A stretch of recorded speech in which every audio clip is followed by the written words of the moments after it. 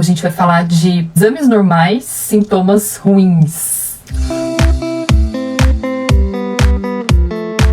O que isso quer dizer? Por que esses exames estão dando normais? O que vocês têm que olhar no exame de vocês? O que a gente tem que considerar quando a gente olha nos nossos exames? O que talvez vocês ouviram um profissional te falar? Não, tá tudo bem. Mas aí você, no seu dia a dia, não se sente bem. Por que isso tá acontecendo? Se tá tudo bem nos exames? E aí, gente, pra gente começar a falar de exames, então, né, eu dei esse exemplo da questão da gente analisar sintomas, porque realmente é um ponto super importante. Mas, é claro, que a gente combinar isso com os exames é ainda mais interessante, né? E quem já fez meus cursos ou foi meu paciente sabe que eu peço exame, peço bastante pra gente entender isso. Mas os exames, eles são como quebra-cabeça. A gente precisa ter um profissional olhando pra isso e entendendo a relação entre eles.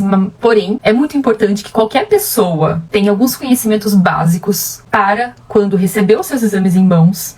Tá? É claro que hoje em dia a gente vai no Google, né? O que é hemoglobina alta? O que é vitamina, né, D baixa? O que é ferritina alta? Né? Então é óbvio que a gente faz isso é natural, isso é normal. Mas a gente precisa ter alguns conhecimentos pra gente decidir a melhor conduta, pra gente saber se o profissional que a gente tá escolhendo tá alinhado com o conhecimento que a gente quer pra gente saber alguns caminhos também, mesmo que você não seja especialista, né, em profissional de saúde, nutrição, você ter uma noção do que tá acontecendo pode ser bem interessante, tá?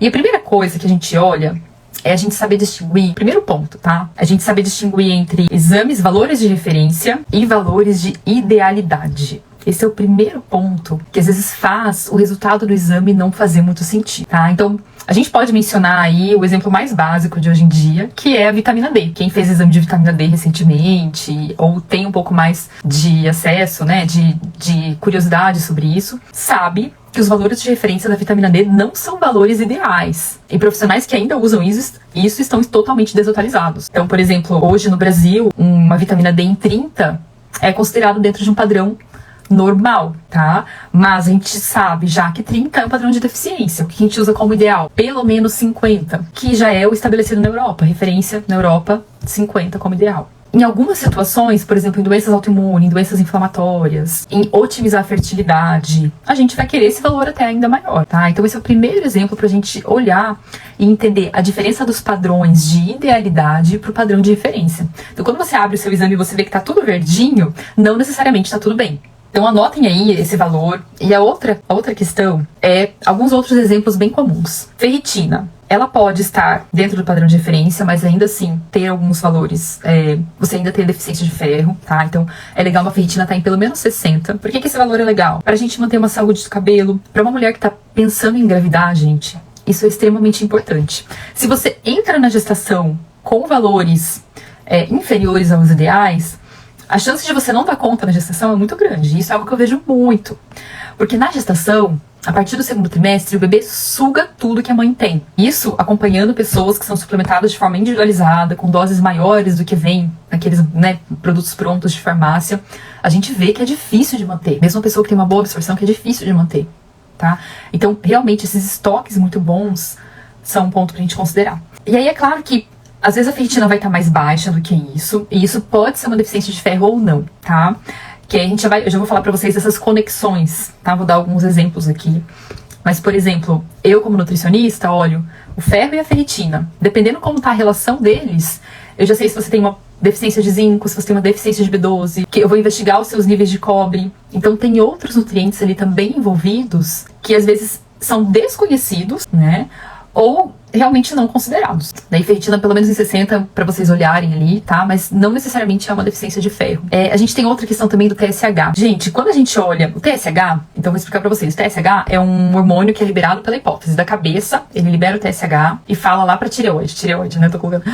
Olha, produz ali os hormônios da tireoide, T4 e T3. Quando você olha esse TSH de forma isolada, você não tá entendendo como que tá principalmente a conversão do T3, que é o hormônio que vai se conectar com as suas células. Então a gente olhar só um parâmetro não necessariamente vai dizer que aquilo tá bom. E aí uma outra coisa pra vocês anotarem aí também, pra verem se vocês já fizeram um exame de vocês, do TSH. É legal tá com um valor ali, no máximo em 2,5, tá? Se tá um pouquinho acima disso, já é um ponto pra olhar, considerar o que tá acontecendo. Mas até 2,5 seria o ideal também. E um outro muito clássico, gente, muito clássico, de medir a questão da glicemia. Quando você mede só a glicemia, sem olhar os outros componentes, por exemplo, a insulina, a hemoglobina glicada, você está medindo só como está o açúcar no seu sangue naquele momento. O que a gente tem que considerar? O exame, ele é como uma foto nossa. Ele é daquele momento, naquele instante do dia, naquele dia do mês. Se você medir o seu ferro à noite, por exemplo, ele vai dar um valor diferente. Se você medir o seu TSH em outro momento do ciclo, ele pode dar um valor diferente também. Então tudo isso a gente tem que considerar. Quando a gente mede só a glicemia, se você comeu uma pizza, tomou um álcool, foi no aniversário de alguém, um dia antes do exame, essa glicemia pode dar diferente no dia seguinte. Ou o contrário, se você fez um jejum de 14 horas, 12 horas, porque você sabia que ia fazer o exame, pegou mais regrado ali, essa glicemia pode dar diferente também. Então tem parâmetros que vão alterar, e a gente saber disso, que eles já vão alterar, é já um ponto importante pra gente considerar outras questões. Então fazer glicemia só isolada não faz sentido. O que a gente tem que analisar junto com a glicemia, por exemplo, a insulina. É clássico, eu vi isso, até vi ontem, tava no mercadinho, e a moça tava falando pro caixa, olha, eu fiz minha glicemia, tá ótima, nem sei como tanto de doce que eu como. Às vezes ela tava até no quadro de hipoglicemia. E aí eu já vou falar pra vocês que tem coisas que a gente não precisa nem fazer exame pra saber. Só de olhar a pessoa a gente já sabe que tem alteração ali. Mas da insulina, o que vocês precisam considerar? Entre 2 e 6 uma insulina de jejum. Não importa se a sua glicemia, quer dizer, a gente vai fazer essa relação também, mas se a sua glicemia estiver em 100 e a sua insulina estiver em 2, não é tão ruim assim. Mas se a sua glicemia estiver em 78 e a sua insulina estiver em 14, é um ponto preocupante. Você já tem uma resistência à insulina, que a gente fala. Então a gente fazer realmente essas relações, então vocês podem notar esse parâmetrozinho aí também. De 2 a 6, a sua insulina. E até já vou responder uma pergunta, ó, que a Débora falou. Tontura pode ser a causa de hormônios desregulados? Fiz todos os tipos de exame de sangue e está ok. Débora, a primeira coisa que eu pensaria em tontura, uma variação da glicemia. E olha só, por que é importante a gente considerar os nossos hábitos, a gente considerar os nossos sintomas e a gente fazer a relação, a gente ter esse conhecimento para fazer a relação com o que a gente comeu. Se você mede a sua glicemia e sua insulina de jejum, pode ser que elas estejam ok. Mas, se você mede ela 1 hora e 2 horas depois da refeição, você vai ver como o seu corpo de fato responde àquilo que você está comendo. É viável a gente medir a glicemia e insulina, né, após a refeição? Hoje até a gente tem mais acesso a isso, né? A gente tem quem me acompanha aqui mais fiel, já viu eu usando aqueles medidores constantes de glicemia, né, que na época eu tava fazendo um teste. E também a gente tem marcadores para medir insulina. Mas, como que a gente consegue identificar isso através de sintomas? Eu comi meu café da manhã. Foi tapioca com manteiga e um mamão. E eu tomei um pouquinho de leite de aveia ou suco de laranja. São alimentos saudáveis? São. É uma alimentação saudável? Não, principalmente pro café da manhã. Por quê? Eu tenho vários alimentos, fontes de carboidrato, com concentração de carboidrato, que vão me dar um alto pico glicêmico. E a chance de eu ter tontura 1, 2 horas depois, talvez combinada com uma sensação de queda de pressão. E aí muita gente confunde isso, a queda de pressão com a hipoglicemia. Ou talvez combinada com uma irritabilidade ou com uma fome. 2 horas depois de comer, você já tá querendo comer alguma outra coisa. Então todos esses são sinais de uma alteração muito constante dessa glicemia ao longo do dia. Se eu fizer exame, eu vou pegar isso? Não. Se eu conhecer os meus sintomas, se eu conhecer o que é um padrão de combinação de uma refeição saudável, principalmente café da manhã. Café da manhã vai determinar a glicemia do resto do dia. Isso é muito legal, anotem aí. Café da manhã vai determinar a glicemia do resto do dia. Se você consome o café da manhã com boa fonte de proteína, fibras, você vai ter menos fome à tarde.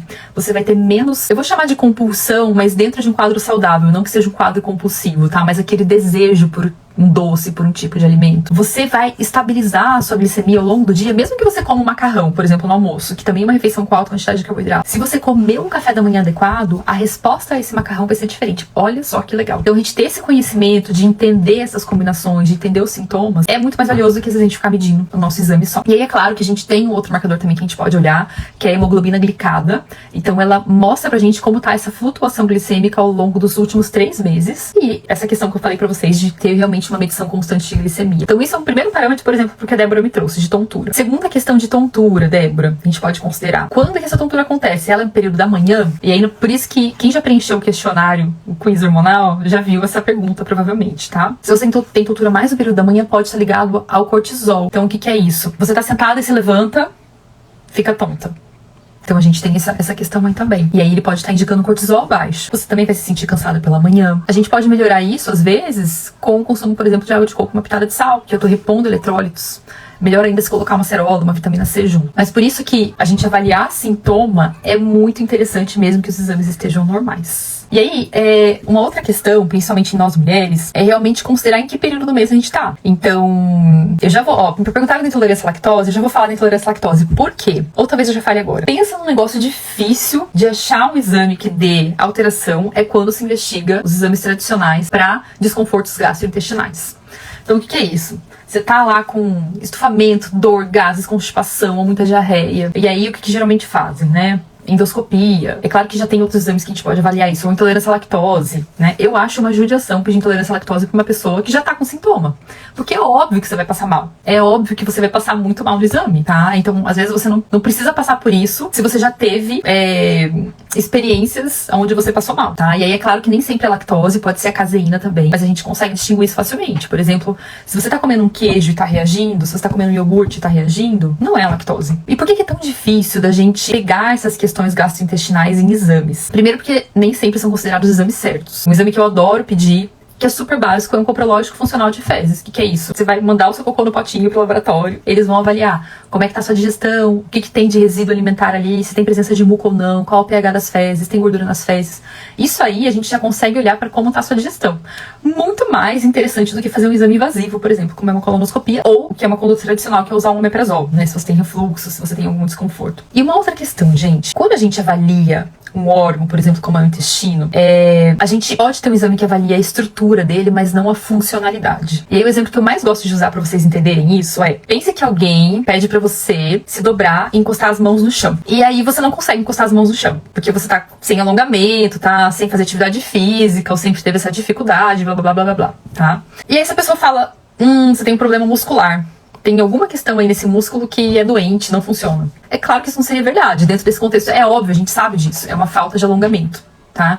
Então, isso diferencia a estrutura da funcionalidade. Quando eu olho para o intestino e eu faço um exame de imagem e vejo que a estrutura dele tá ok, tá tudo bem, eu descartei a possibilidade de uma doença inflamatória, de uma doença de Crohn, de uma doença celíaca, mas ainda assim eu tenho muitos sintomas, eu estou, primeiro, ignorando como é a funcionalidade desse órgão. Por exemplo, quando eu tô comendo, eu tô mastigando direito, meu intestino tá tendo que fazer o trabalho de digerir tudo aquilo que eu não mastiguei.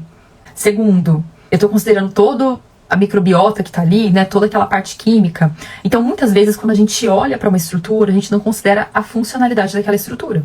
Mesma coisa quando a gente faz talvez um exame de ovário. Se você não tem um conhecimento básico de que talvez no seu período antes da ovulação você esteja com vários pequenos folículos crescendo e você vai fazer um exame de imagem, dependendo do diagnóstico do profissional, ele pode olhar e falar, você tem microcistos, ou você tem folículos ali e parece ter alguma questão.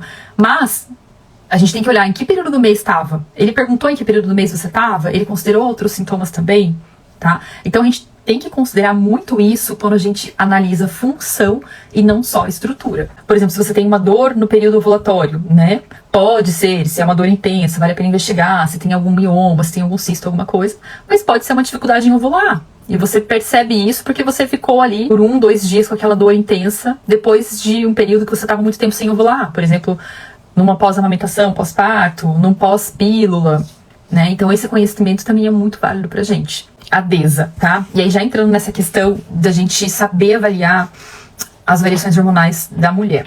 Ela falou que demora 70 a 90 dias para menstruar algumas vezes ao ano. Faço exames e não dá nenhuma alteração, tá? Então vamos lá. Quando a DESA faz o exame, primeiro, em que dia do ciclo ela está? Essa é a primeira coisa. Quando o profissional pede, e vocês podem ter acesso a esse conhecimento também, tá? Quando você vai avaliar o seu estrógeno, o seu FSH, a sua progesterona, você tem que saber, primeira coisa, em que dia do ciclo você está. Se você vai avaliar a sua progesterona no 3º dia do ciclo, quando você está menstruado, logo depois de ter menstruado, é óbvio que ela vai estar baixa, porque o seu corpo ainda não produziu progesterona. Então, o que a gente tem que ter de conhecimento aqui? Quando a gente avalia hormônios, principalmente os hormônios ditos sexuais, estrógeno, testosterona, progesterona, a gente tem que saber em que período do ciclo a gente está, porque eles variam ao longo do nosso ciclo de forma gigantesca. Então, a primeira coisa é perguntar isso. Porque quando você está avaliando esses hormônios, né? O que está acontecendo aí? Você avalia esses hormônios quando o ciclo está ausente também? Né? Ou só quando ele está presente? Tá? Então, essa é a primeira questão. A gente entender que fase do ciclo a gente está. Segunda questão. E aí, isso eu recebo muitas dúvidas de vocês quando vocês já fizeram um quiz hormonal. E aí, vocês me falam, mas o meu exame estava assim e no quiz deu assim. Quando os hormônios estão no nosso corpo, eles precisam ser metabolizados, tá? Então, o que quer dizer isso? O estrógeno, ele vai se converter em outras formas de estrógeno, tá? Ele vai se converter em outras 3 formas de estrógeno para ele ser eliminado, além dele poder se vestir ali com algumas fantasias, digamos. Então, ele pode se converter para estrona, né? Ele pode ter essas trocas na metabolização. E aí, quando a gente avalia, por exemplo, uma mulher que tem um estrógeno baixo no exame, mas tem sintomas de predominância estrogênica ou de um estrógeno alto. Então, o que vem aqui? Ela tem um muco muito presente ao longo do mês, ela tem dor nos seios, ela tem sintomas no período ovulatório, ela piora esses sintomas, ela fica mais irritada, ou ela fica com dor nos seios, não no período pré-menstrual, mas no período ovulatório, tá? Então, tudo isso diz de como esse hormônio está sendo metabolizado também, e como ele principalmente está sendo detoxificado. Se você tem sintomas e o seu hormônio está baixo, você pode estar recirculando esse hormônio ou não conseguindo eliminar ele de uma forma adequada. E aí a gente pensa muito nesse processo da detoxificação, da gente otimizar as vias mais saudáveis, né? Então, por exemplo, eu já falei pra vocês nas aulas da minissérie também, que não assistiu ainda dá tempo de assistir, tá? Coisas básicas, como incluir cenoura na época da ovulação, incluir a linhaça, incluir as brascas, brócolis, couve-flor, incluir os chás que vão otimizar a detoxificação, como dente de leão. Então, tudo isso são coisas que a gente pode estar intensificando para aquele hormônio ser eliminado de uma forma mais adequada e mais saudável. E também a gente entender que no ciclo menstrual o que atua não são só os hormônios sexuais. Por exemplo, a tireoide tem uma importância muito grande. O fator estresse tem uma importância muito grande. Quando meu ciclo está ausente, eu passei por um período de estresse, ou eu sou uma pessoa mais estressada, tá? Então tudo isso são pontos pra gente considerar também. E aí, gente, alguns outros... eu mencionei pra vocês também que muitas vezes a gente nem precisa fazer um exame pra ver alterações, tá? Então, algumas dicas simples pra vocês. E isso é conhecimento básico pra gente, de profissionais de saúde e da população mesmo. Por exemplo, uma pessoa com uma circunferência, uma mulher com uma circunferência abdominal acima de 90 centímetros, tá? Então isso não é uma questão estética, é realmente uma questão de saúde. Essa mulher tem uma resistência à insulina, tá? Por quê? Porque a gordura abdominal, a gordura acumulada nessa região abdominal já vai causar uma resistência à insulina no nosso corpo. Já vai deixar a gente com menor dificuldade de absorver essa glicose e ficando ali com um monte de açúcar circulando no nosso corpo, tá? Então esse é um padrão. Um outro padrão que a gente pode considerar também, né, por exemplo, do perfil estrogênico, uma mulher que ganha muito peso, quadril e coxa, tá? Então ela tá realmente com excesso de peso em quadril e coxa. Então ela já tem uma alteração linfática ali, ela já tem uma predominância estrogênica ali, né? Ela precisa otimizar o processo de detoxificação dela. Então, às vezes, só da gente conhecer esses sinais do nosso corpo, da gente entendendo esse perfil, da gente entendendo, poxa, antes eu estava, né, isso é muito comum também para quem tá no período da perimenopausa. Antes o meu corpo era de um jeito, agora eu tô ganhando gordura na região abdominal, tô ganhando gordura aqui no braço, o que tá acontecendo, né? Então isso já diz muito também, olha, pode ser uma alteração de insulina, pode ser uma alteração de cortisol, tá? Então esses são uns dos parâmetros pra gente olhar. Outra característica, e aí até me contem se vocês tiveram algum marcador lá no quiz hormonal, por exemplo, mas outra característica de hipotireoidismo, e isso é muito interessante, é uma pessoa que às vezes chega e quando realmente esse hipotireoidismo está acentuado, ela tem uma fala lenta, ela tem um pensamento lento, né? Ela demora às vezes para lembrar das coisas, ela tem não só queda de cabelo, mas queda de sobrancelha, frio, né? Então ela precisa estar em qualquer lugar ali com ar-condicionado, ela já está coberta com uma blusinha, tá? Então tudo isso são parâmetros, questões pra gente olhar também.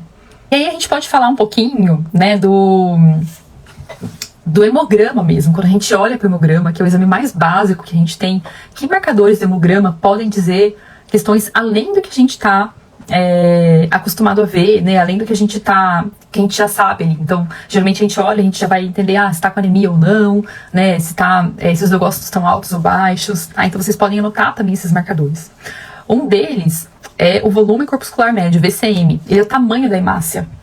Então, se essa hemácia ela está muito grande, né? Se ela está acima de 94, esse VCM, ele tem uma tendência a ter deficiências, por exemplo, de B12, de B9. Tá? E isso é muito legal, como só pelo hemograma a gente consegue identificar várias deficiências já de nutrientes mesmo. Tá? Outra questão é se ele está muito baixo, ele já indica uma deficiência de ferro, por exemplo. Outro aspecto que a gente pode olhar são os leucócitos. Se eles estão muito baixos, eu já sei que meu sistema imunológico está sofrendo um pouco. E aí entra desde uma deficiência de proteínas mesmo, ou uma deficiência de nutrientes que são importantes para o sistema imunológico, como o zinco, a vitamina A. Então, tudo isso é importante. A Paula perguntou se os antidepressivos, no geral, podem, a longo prazo, baixar muito o cortisol. Paula, eu desconheço essa relação a longo prazo, mas se você já tem sintomas de depressão, você podia estar com esse cortisol baixo já antes. E esse sintoma de depressão já ser o sintoma desse cortisol baixo, né? Porque quando a gente tá com cortisol baixo, a gente se sente sem energia como um todo, a gente perde a vontade de fazer as coisas que a gente costumava fazer antes, né? A gente realmente perde essa gana de enfrentar desafios, tudo fica mais difícil, os problemas que a gente conseguia enfrentar antes parecem ficar mais difíceis. Então, até pensaria no caminho oposto, né? Às vezes esse cortisol já estava baixo antes e todo esse quadro foi entendido, né, como uma depressão, que pode ser também, tá? Mas eles podem estar caminhando juntos aí também. E aí, quando a gente olha para tratamentos nutricionais, né? Então, por exemplo, a Kátia falou como seria o tratamento nutricional para miomas. E uma coisa muito importante é, quando a gente tem um sintoma, então, por exemplo, eu tenho miomas, não necessariamente a alteração está localizada só naquele órgão do nosso corpo. Se eu tenho mioma, eu tenho o quê? Maior chance de um crescimento de tecido, um sangue parado, um processo inflamatório ali, né, no local, um estrogênio que está estimulando esse crescimento de tecido. Então, a gente pode considerar desde a relação de mioma com uma TPM piorada até um quadro de celulite maior.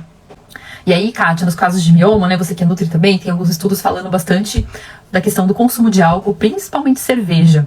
Então, dentre as bebidas alcoólicas, a que vai mais impactar na mulher, principalmente as mulheres que têm predominância estrogênica, e também por aumentar muito essa flutuação glicêmica, é a cerveja. E aí o álcool nunca é benéfico, a gente tem que sempre entender cada caso, mas em excesso ele nunca é benéfico. No geral se fala até 4 doses por semana, então uma dose seria uma latinha de cerveja ou 120 ml de vinho. Mas para quem tem predominância estrogênica, para quem precisa detoxificar mais esse estrógeno, para quem tem todas essas características, né, de muito muco, de muita TPM, a gente precisa reduzir álcool. E aí, dentre eles, a cerveja que mais impacta. Então, tem alguns estudos bem claros com relação com a cerveja, carnes vermelhas. E aí eu trabalho muito nesse processo de fluir o fígado, fluir esse sangue, usar alimentos que trabalham como anticoagulantes e também atuar na predominância estrogênica. E esse é um ponto importante da gente entender, por exemplo, quando a gente bloqueia, né? A gente bloqueia algum hormônio nosso, a gente bloqueia algum sintoma nosso. A gente tem consciência do que a gente está bloqueando e até quando. Então, por exemplo, quando você tem um quadro de ovários policísticos, que tem muito do tratamento da nutrição, porque ele é uma questão inflamatória como um todo, ele é uma questão que tem muita relação com o desequilíbrio de insulina como um todo. E aí, se a gente bloqueia com o anticoncepcional, a gente deixa também de ter os sintomas que estavam muito óbvios pra gente de alterações. E quando a gente para o uso, esses sintomas voltam, né? Então, eu não sei se vocês já tiveram essa experiência, ou, por exemplo, um anti-inflamatório do período pré-menstrual de cólica. Você bloqueia esse sinal que te incomoda e tudo bem, né? Eu entendo que sentir dor não é legal, mas você também talvez deixe de considerar, de fazer as relações, né? Poxa, minha cólica foi muito forte esse mês, o que aconteceu? O que eu posso ter feito para inflamar o meu corpo? Ou não, desde que eu me conheço, desde que eu menstruo, eu tenho cólica muito intensa. E eu já desconsiderei os casos, por exemplo, de endometriose, de mioma, o que será que está acontecendo? O que está inflamando? Ah, o meu intestino, ele estufa, não funciona muito bem. Ah, eu tenho um pouco de acne também. São sinais aí de que esse corpo não está gostando do que está vindo. Ou na intensidade ou na frequência do que está vindo. Ó, a Natália perguntou, sangramento de escape 1 semana antes do período menstrual, alteração de qual hormônio? Da progesterona. E até, Nath, quando você tiver a oportunidade de assistir a minissérie, que eu falei bastante dela desde a primeira aula. A progesterona é o hormônio que vai segurar o sangue do nosso endométrio. Se eu não tô segurando esse sangue muito bem, ela começa a ter escape. Então isso pode ter várias causas, né? Desde questão de estresse, deficiências nutricionais. Por exemplo, um dos nutrientes que é super importante para segurar a progesterona é o selênio. Então, castanha do Pará, semente de girassol, boas fontes também, equilíbrio do cortisol. E aí, o que a gente pode tirar desse único sintoma ali que a Natália tá falando? Se a Natália pretende engravidar, por exemplo, é legal ela corrigir isso antes dela iniciar as tentativas de gravidez. Por quê? Porque uma queda de progesterona antes do tempo aumenta as chances de perda. Ou se a Natália, às vezes, está no período que ela está tendo muita dificuldade de dormir. E aí ela foi e indicaram para ela melatonina. E a melatonina pode ser muito bem-vinda em alguns casos, mas no caso dela, se ela ajustar essa progesterona, ela já melhora o sono dela. Então a gente pode também usar esse exemplo aí. E se a Natália fosse fazer um exame de progesterona, por exemplo? Quando seria o momento ideal dela fazer esse exame? 1 semana antes dela menstruar. Se ela fizer esse exame lá no começo do ciclo junto com o estrógeno, não vai funcionar nada. Se ela fizer 1 semana antes, ela consegue ver, mesmo dentro do padrão de referência, eu tô mais no limite inferior ou no limite superior. E aí pensando nesse quebra-cabeça, né? Então os hormônios, eles são carregados por uma proteína. Se essa proteína tá alta ou baixa, esse hormônio tá mais disponível ou menos disponível. E isso, às vezes, você não precisa ter esse conhecimento tão aprofundado, mas você tendo esse sintoma... Então, por exemplo, o que pode acontecer? Ah, Pri, eu medi o meu exame e ele tava com estrógeno bom. Mas eu tenho sentido constantemente muito ressecamento vaginal, muita perda de lubrificação, viço da pele, muito esquecimento. Então tudo isso já diz ali, olha, sintomas de estrógeno mais baixo. O meu ciclo tá muito longo, às vezes quase ausente. E aí você, bom, por que meu estrógeno tá bom? Talvez essa proteína que está segurando ele não está deixando ele disponível. Ou talvez você está eliminando muito estrógeno, que é o caso, por exemplo, que eu até mencionei lá nas aulas, de, por exemplo, dietas vegetarianas, elas eliminam de 2 a 3 vezes mais estrógeno, que pode ser muito bem-vindo para quem tem predominância estrogênica. Mas para quem já está num processo de falta de estrógeno em idade fértil, tá? E é muito legal a gente diferenciar isso, a falta de estrógeno na perimenopausa, na menopausa, a gente vai tratar ela de um jeito. A falta de estrógeno em idade fértil, tá? Então, sei lá, dos 35 para baixo, digamos, a gente vai tratar ela de outro. Ter esse conhecimento desse sinal do seu corpo já diz que, poxa, esse exame pode ser questionável. Então, os exames, eles podem ser muito bons, eles podem auxiliar no diagnóstico, mas eles também podem ser questionados e questionáveis. Um outro exemplo que eu lembrei aqui também é que muitas vezes a gente não avalia o nutriente da forma ideal. Então, por exemplo, o que eu vejo? É muito comum pedirem magnésio sérrico, né? Então, é para ver como está o nível de magnésio no seu sangue. E esse foi algo também que me mandaram demais. Ah, Pri, o meu olho, você falou que quando o olho tá tremendo é falta de magnésio. O meu tá tremendo, mas eu fiz o exame de sangue e tá ótimo. Tá até acima da referência. O nosso corpo tem umas químicas muito loucas. Então, por exemplo, o magnésio, ele precisa estar dentro da célula, dentro do osso. É ali que ele vai estar sendo armazenado. Quando está faltando magnésio, o corpo tira esse magnésio do estoque dele para ele ficar mais circulante. Então, eu medir o meu magnésio sérrico não necessariamente vai dizer se ele tá bom ou não. Ele tá alto, pode até ser um indicativo de deficiência. E aí você que sabe que teu olho tremendo é um sintoma de deficiência de magnésio, já vai questionar esse exame. Porque o corpo não mente. O corpo, se tá tremendo ali, você tá no período de estresse, tá muito constante, tá faltando magnésio. E aí, qual que é um parâmetro ideal que a gente pode medir o magnésio pelos exames também? Ou o magnésio eritrocitário, que a gente tem mede dentro realmente da célula, que nem sempre os planos cobrem, ou até o magnésio capilar. Então tem alguns exames de minerais, é muito legal a gente avaliar no nível capilar. E até falando de capilar, um exemplo bem legal a gente trazer da queda de cabelo. E quem acompanha a minissérie, eu trouxe essa questão da queda de cabelo pra gente comparar as diferentes causas, né? Então lá, por exemplo, das 3 personagens que a gente tinha, a Marta tinha queda de cabelo por deficiência de magnésio e por estresse. A Ana tinha queda de cabelo porque ela tem um perfil mais androgênico, então ela tinha uma testosterona, uma resistência à insulina que estava causando queda de cabelo nela. E a Laura tinha queda de cabelo por deficiência de estrógeno e progesterona, e deficiência de todos os nutrientes, zinco, ferro. Então são causas diferentes da queda de cabelo. Por isso que quando a gente só pergunta alimentos bons para queda de cabelo, você não entendeu um pouco mais a fundo de como estão seus pilares, você até pode usar um tratamento que funcione, mas não para você. Então por isso a gente entender esses pilares é muito importante. E quando a gente pensa, por exemplo, em queda de cabelo, a gente tem que pensar 3 meses atrás. Porque o cabelo, ele tem essa vida de 3 meses. Então, se você tá com queda de cabelo hoje, você pensa 3 meses atrás. Quem já engravidou e passou pelo pós-parto tem isso muito claro. O cabelo começa a cair depois de 3, 4 meses do parto, por conta da progesterona que aconteceu naquele período. Mas aí vem, o que aconteceu 3 meses atrás? Eu passei por uma cirurgia, passei por um período de estresse, eu fiz uma dieta, tudo isso pode estar... Eu tive Covid, tudo isso pode estar refletindo na nossa queda de cabelo agora. E aí, você vai medir, vai fazer os seus exames pra entender por que seu cabelo tá caindo tanto, e os exames estão normais dentro dessa referência, mas não foi considerado esse seu histórico. Então a gente olhar às vezes para trás, 3 meses, é um ponto importante também. Aonde que é super importante a gente olhar nesses 3 meses para trás, a gente pensando aí em termos de 100 dias, quando a gente está falando de mudanças hormonais. O nosso folículo ovariano demora cerca de 100 dias para ter o desenvolvimento completo. Então hoje, você está começando a nutrir um folículo ovariano que vai se desenvolver por 100 dias, e daqui 100 dias ele vai promover sua ovulação. Se nesse período anterior você passou por uma deficiência muito grande, por um estresse muito grande, ou você ainda estava com hormônios muito desequilibrados, você pode ter um impacto lá na frente. E o oposto também é verdade. Se você começou agora um tratamento nutricional, começou a mudar hábitos, começou a fazer reposição de nutrientes dentro dos sintomas que você tem, você pode daqui 3 meses já ter mudanças nos seus desequilíbrios hormonais. Mas a gente esperar esse período também é interessante. A Paty perguntou, essa questão da circunferência abdominal e resistência à insulina também se aplica aos homens? Sim. Se não me engano, eu posso confirmar depois pra vocês, mas os homens, a circunferência é 95. Então, homens com circunferência abdominal, quando você mede na região do umbigo, tá? Acima de 95 já indica resistência à insulina.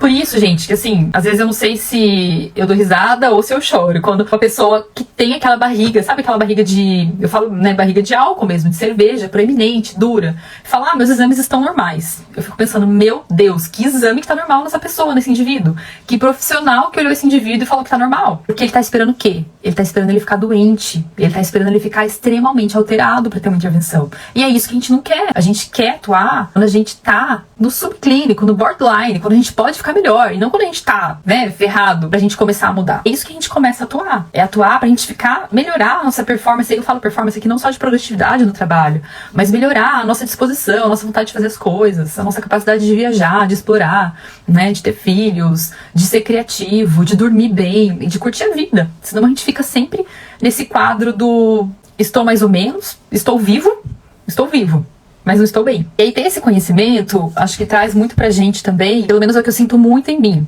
É claro que a gente não vai viver, por exemplo, sei lá, Pri, você vai pra eventos, você come alguma coisa diferente? Claro, né? Foi aniversário do meu filho esse mês, eu comi o bolo dele, cheio de chantilly, teve Natal, teve festa, teve eventos. Tem algumas coisas que eu já sei que realmente não me fazem bem e que eu não tenho necessidade nenhuma. Então, por exemplo, álcool é uma coisa que eu não ligo muito, né? Então, algumas coisas que realmente... Mas tem coisas que eu sei que não me fazem tão bem assim que eu gosto. E aí, quando a gente tá bem, a gente consegue incluir essas coisas pontualmente e se manter no equilíbrio. E se a gente passa desse nível, a gente percebe rapidamente. Então, por exemplo, eu sei que se eu ficar comendo resto de bolo com chantilly, ou se eu for comer vários dias, aí bem no meu caso, tá, gente, que eu tenho uma sensibilidade maior à gordura saturada, por exemplo, se eu for comer vários dias, muita manteiga, né, muitas coisas com gordura saturada, muito chocolate, eu sei que a minha pele vai ficar com espinha, mas o fato de eu ter essa liberdade de ir e saber quando voltar, me traz esse equilíbrio. Diferente de eu chegar no nível de ficar com espinha constantemente, ficar enlouquecida procurando tratamento e não saber de onde começou. Eu sei de onde começou porque eu já tava no meu ponto de equilíbrio. Quando eu saio dele, eu consigo identificar, ó, foi isso, foi aquilo, comi mais do que eu poderia comer. Eu sei que eu posso comer aqui,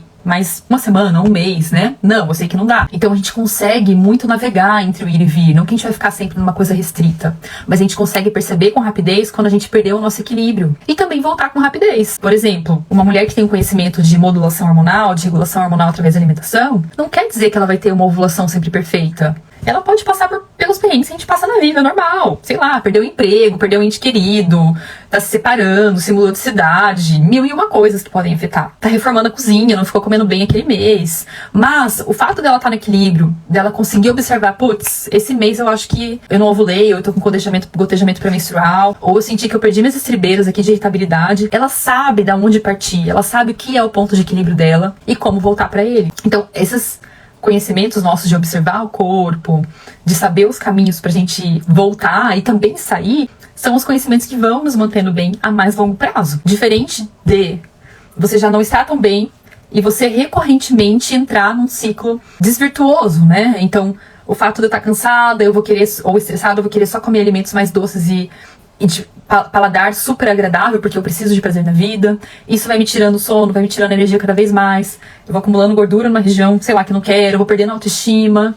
E aí a gente vai descendo, e começa a afetar a questão mental, emocional, né? Mas quando a gente desce um pouquinho e já fala, nossa, eu tava muito bem, eu acho que foi isso que pegou, acho que foi isso que aconteceu. Eu já vou começar aqui mudando meu café da manhã, meu sono, fazer reposição desse nutriente. Então a gente consegue voltar também. A Pri Araújo falou, engraçado que tenho sintomas de predominância estrogênica, o exame no parâmetro, que sabemos que não é, e eu não engordo, tenho hipo e Hashimoto. Pri, ó, não necessariamente você vai ganhar peso também. A predominância estrogênica tem uma relação com o hipotireoidismo e o Hashimoto. Então, por exemplo, primeiro, a gente pensar no seu intestino. No Hashimoto, assim como em qualquer doença autoimune, a gente já subentende que a gente tem um intestino hiperpermeável. Quem não assistiu, quem não sabe disso, assiste lá a aula 2 da minissérie. Então a gente já começa olhando pra isso. O fato de você ter um intestino hiperpermeável já vai me dizer que você vai reabsorver mais esse estrógeno também. Então esse é um ponto. O excesso de estrógeno, ele pode inibir a conexão do hormônio da tireoide na célula. E aí uma coisa, tá? Anotem aí pra vocês não confundirem, desenhem.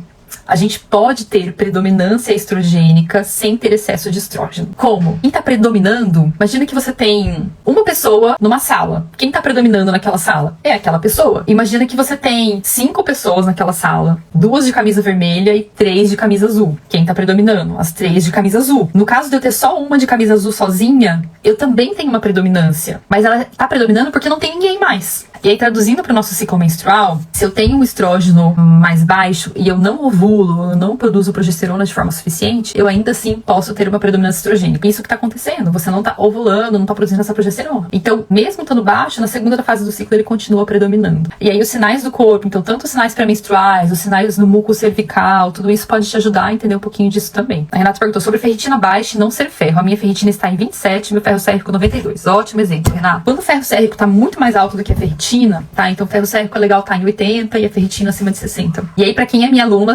vocês lembram, tá? Vocês acessem lá o material. Vocês ganham no módulo 1 já das referências de exame. Podem imprimir, se não imprimiram ainda, e terem aí com vocês. Tanto do ferro quanto da ferritina, assim como de outros hormônios. A distribuição do ferro, nesse caso, não tá sendo muito boa. Então, a primeira coisa que eu penso, em zinco. Como é que tá o zinco dessa pessoa? Como é que tá a B12 dessa pessoa? São os dois principais fatores pra gente olhar aí. A gente pode fazer os marcadores, né? A gente pode medir o zinco também, eritrocitário, a B12. Mas tem alguns sinais, por exemplo, unha, que diz muito sobre minerais. Unha com risquinhos brancos diz sobre deficiência de zinco. Baixa capacidade de digerir proteína, carne vermelha, deficiência de zinco. E as minhas alunas também, lembrem lá que vocês têm um questionário, lá no módulo também das deficiências de alguns nutrientes através dos sintomas. Então vocês podem recorrer a isso lá novamente. Ó, a Alessandra perguntou, como sabemos a separação da testosterona para saber se está alta ou baixa, o DA alta e testo baixa? Como é isso? Perfeito. Muitas vezes as mulheres têm sintomas de testosterona alta. Isso é muito comum. Tem sintomas de testosterona alta, mas quando vai fazer o exame, a testosterona mesmo tá baixa. Por quê? A gente tem uma família de testosterona. Qual que é essa família? O SDEA, né? O DEA, a testosterona total e a biodisponível, e o DHT. Então, o que é muito comum é o DHT estar alto ou o SDEA alto. E com isso, no caso do SDEA, você pode até ter um quadro de ovários policísticos. E no caso do DHT alto, você pode ter um quadro de acne, queda de cabelo. E ainda assim, a sua testosterona tá baixa. Então, isso diz muito sobre essa nossa conversão mesmo. Então, esse é um ponto importante. Por isso que, mesmo que você tenha sintomas de testosterona alta, mas a sua testosterona do exame tá baixa, é porque você tem que considerar esse equilíbrio. E o que mais melhora esse equilíbrio de testosterona, principalmente do DHT, é a gente trabalhar na parte da insulina e da reposição de zinco. Do DEA, a gente trabalha mais na parte do cortisol. Então, por isso que esses processos de restauração do cortisol, da insulina, do processo digestivo, acaba sendo muito... E a detoxificação são os 4 pilares que eu trabalho pra gente fazer essa modulação hormonal. Independente do seu perfil hormonal, você tem que trabalhar por esses 4 pilares, porque é isso que vai te equilibrar. Sintomas de ferritina alta, né? Então, a ferritina alta é um processo inflamatório mesmo. O corpo é muito inteligente. Sempre que o corpo parece que tá fazendo uma coisa boba, na verdade ele tá sendo muito inteligente. Quando a ferritina tá alta, é porque ele tá guardando esse ferro pra não ficar circulando no nosso corpo, porque esse corpo tá muito inflamado. E o ferro em um lugar inflamado, ele vai oxidar, vai formar compostos altamente oxidantes. Então a gente pode ter também, desde alterações de unha, a gente tem uma série de alterações de unha pra minerais, né? No caso do ferro, pode ser uma unha em formato de colher. Alterações de hipotireoidismo, aquela unha que faz tipo um triângulo quando se encosta. Então esse pode ser um sintoma. Geralmente tem uma resistência à insulina associada. É muito comum, no caso dos homens, ter aquele perfil de cerveja e carne, churrasco, é um perfil clássico de ferritina alta, porque o álcool aumenta a absorção do ferro, mas pelo amor de Deus, não vão fazer essa estratégia se o seu ferro é baixo, tá? Você vai aumentar muito o seu processo inflamatório. Pri, o ciclo da mulher auxilia na questão de tireoide, mudanças de hábito, 9 meses, dieta regrada, exercício, anticorpos de 1.900 para 1.000, mas estagnou e TSH ainda ruim. Auxilia sim, Pri. A tireoide, ela tá muito conectada também com o equilíbrio do nosso ciclo menstrual, mas ela é muito afetada também, principalmente por 3 questões, talvez. Primeiro, é intestino. Então, no seu caso, que é anticorpos, né? Como eu já falei, tudo que é autoimune, a gente olha muito para o intestino, para permeabilidade intestinal. E aí acaba sendo um ciclo vicioso, porque quando a gente tem a tireoide hipoativa, a gente tem a digestão já mais baixa. Então, a gente precisa sempre estimular muito esse processo digestivo. Segundo, intoxicantes ambientais. A tireoide é o nosso radar ambiental. A gente precisa... E aí, novamente, é outro ciclo vicioso. Quando tá baixa a atividade da tireoide, a gente tem mais dificuldade de detoxicar. Então, realmente fazer esse processo de limpeza, tanto tirando contaminantes, quanto estimulando a atividade da detoxificação, é um ponto importante também. A gente tem a relação com a progesterona, então, quanto melhor tá a sua progesterona, melhor você vai responder, menos trabalho a sua tireoide vai ter. E a própria questão de reposição de nutrientes mesmo. Então, às vezes, você tá no borderline ali, porque esse T3 que precisa estar chegando na célula não tá chegando, pela predominância estrogênica, por exemplo. E aí o corpo fica falando, produz mais TSH porque não tá chegando. Mas na verdade, tá ali e não tá se conectando, ou esse T3 não tá se convertendo. E aí são algumas questões pra gente olhar mesmo. Então, novamente, trabalhar nessas bases são super importantes e considerar algumas especificidades pra doença autoimune da tireoide. Então, por exemplo, a questão dos grãos é um ponto bem importante, né, pra gente considerar no Hashimoto. Aí a Laís falou, meu problema é a culpa quando como errado, por uns 3 dias quando viajo, por exemplo, começo a sentir mal e ficar me julgando. E aí eu vou te falar uma coisa, Laís, tem alguns estudos mostrando que quando a gente come, não é exatamente esse termo que eles usam no estudo, mas quando a gente come com culpa, aquele alimento de fato faz mais mal pra gente. Então, quando você comer alguma coisa errada no sentido de estar fora, primeiro, observa como que aquilo te faz bem, ele te dá prazer, ele realmente causa algum desconforto em você ou não, você só tá realmente com culpa. E pensa que aquilo também tá te nutrindo. E esse estudo é muito legal. Eles fizeram 2 milkshakes, deram pra 2 grupos diferentes. Milkshake, na verdade, um shake, assim. Um shake, eles falaram assim, olha, esse é um shake com whey protein, com proteínas, com frutas vermelhas, super rico, vai te fazer muito bem. E o outro shake era um milkshake mesmo, eles falaram que era um milkshake mesmo, ruim, com sorvete e tudo mais. E eles deram pra esses 2 grupos. Na verdade, era a mesma bebida. O que eles observaram? Que os grupos reagiram, né, novamente o exame. E olha só como o pensamento afeta os nossos exames. Por isso que é importante a gente considerar esse todo, esse integral. A glicemia e triglicerídeos de quem tomou o shake achando que era um milkshake ruim, tava maior. E a glicemia, triglicerídeos, marcadores de cortisol de quem achou que era algo bom tava menor. Isso é muito interessante. Tem outro estudo que eu adoro mencionar também, e por isso que eu falo muito da questão emocional como parte da nossa nutrição. E aí até a gente entender todos esses aspectos de decisão, de comportamento, de fontes de estresse. Lá no meu programa tem um questionário de estresse que eu adoro. Eu posso trazer um pouquinho dele pra vocês aqui. Porque às vezes é isso, assim, você é uma pessoa estressada? Daí você olha pra sua agenda e fala, não tenho uma rotina corrida, não sou uma pessoa estressada. Mas aí você vai preencher o questionário, ele pergunta sobre seus pensamentos. Então, por exemplo, você fica incomodada quando você está numa fila ou no trânsito, como que é seu comportamento? Você tem pensamentos mais de se cobrar a todo momento, né? Então, mesmo que você não tenha compromisso, você tem que estar fazendo alguma coisa, você tem dificuldade de parar e assistir um Netflix. Então, tudo isso, essa questão dos comportamentos também são importantes. E quando a gente analisa uma pessoa, e aí trazendo para o nosso tema, só através do exame, a gente desconsidera o social, o emocional, o espiritual dela também. Imagina que eu tô pegando uma pessoa que tá se separando e eu só olho os exames dela e ela tá totalmente sentindo um monte de coisa, dormindo mal, compulsiva, tendo ataques de raiva. Se eu olhar só os exames dela, eu vou estar considerando essa pessoa como um todo? Eu vou estar entendendo o que está acontecendo com ela? Claro que não, né? Ela tá tendo perda de nutrientes por conta desse estresse? Com certeza. B12 baixa e alto estrógeno. B12 baixa, gente, a primeira coisa que a gente pensa é na capacidade digestiva. Então, por isso que quando a B12 tá muito baixa, tem que repor até via sublingual, entender se essa pessoa tá gastando muita B12 também. No processo de detoxificação do estrógeno, precisa de todas as vitaminas do complexo B muito adequadas, então metilfolato, a B12, a B6... Calorões na menopausa. Quais exames fazer para iniciar modulação hormonal? Meninas, se já tá na menopausa, precisa considerar modulação hormonal de qualquer forma, com os bioidênticos e não com os sintéticos, porque isso, quanto mais cedo a gente começa, mais a gente previne todo o restante também de alterações cognitivas, massa óssea, resistência à insulina. E aqui a gente tem que considerar, uma vez que você repõe esses hormônios, você precisa ter um trabalho nutricional para eles estarem sendo direcionados de uma forma muito adequada. Porque a gente vai olhar daí como que tá a conversão em estrona, como que tá a detoxificação dele, se você tem anti-inflamatórios que estão auxiliando nisso, se a testosterona não tá ficando muito alta, se não tem uma resistência à insulina, tá piorando esse equilíbrio. Então tudo isso é importante considerar. E até para as mulheres que estão em menopausa, eu já tive alunos ali no Ciclos da Mulher na menopausa e tem conteúdo para vocês, a base é muito semelhante, mas como a gente fala muito de ciclos, eu tô preparando um ajuste do programa para ter um programa só para menopausa, que vocês pediram bastante. Então para trazer essas questões, por exemplo, reposição de cálcio, vai ser importante ou não, câncer de mama é um problema para reposição hormonal, como reduzir fogachos, como melhorar a cognição a longo prazo, então tudo isso. Bom, meus amores, eu vou deixando vocês por aqui. E aí lembrando, tá? Quem quiser realmente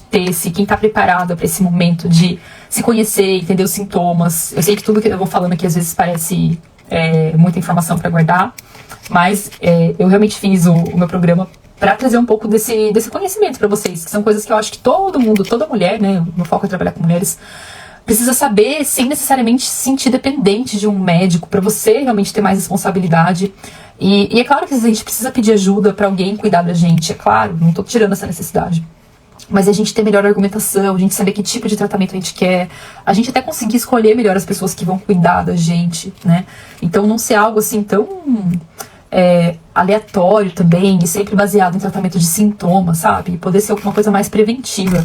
Eu realmente me incomodo, assim, como às vezes as coisas acabam sendo conduzidas. Tudo é anticoncepcional, tudo é medicamento, tudo é FIV, né? E, enfim, eu acho que a gente tem, na verdade, um estado de subnutrição geral, generalizado. A gente tem um estado de desgaste emocional, energético generalizado, né? A gente só precisa meio que se olhar para isso e saber um pouquinho melhor, assim, dos nossos caminhos. E eu vejo como na minha vida, né? Eu sou muito agradecida por ter feito nutrição, porque como eu consigo ir conduzindo, como eu consigo ir me nutrindo, e eu tenho os meus momentos de desequilíbrio também. E até eu fiz esse programa porque eu passei pelos meus desequilíbrios hormonais, eu fiquei muito tempo sem menstruar.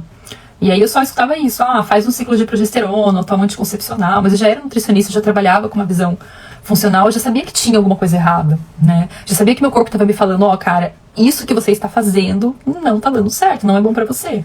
E realmente, se eu tivesse continuado naquele ritmo que eu tava, eu estaria totalmente desnutrida, assim. Isso é um ponto bem importante, que às vezes o saudável que a gente acha que tá fazendo pra gente não é saudável pra gente. Mas é isso, meus amores, minha gente. Um abraço e até a próxima.